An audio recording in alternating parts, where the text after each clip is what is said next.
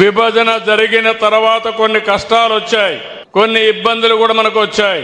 1924 పరిపాలన వల్ల మళ్ళీ మనం చాలా ఇబ్బందులకు వెళ్లిపోయాం.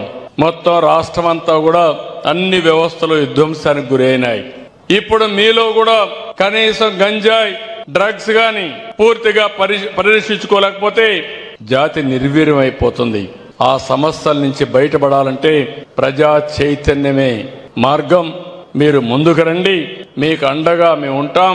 తప్పకుండా మళ్ళా నా ఆలోచన ఒకటి, 2047కి ప్రపంచంలోనే తెలుగు జాతి నెంబర్ 1 జాతిగా ఉండాలనేది నా ఆకాంక్ష, ఆలోచన. అది జరగాలంటే ఇప్పటి నుంచి ఇలాంటి సమస్యలన్నీ పరిష్కారం చేసుకుని ఈ నాలెడ్జ్ ఎకానమీలో మనం ముందుకు పోవాలి.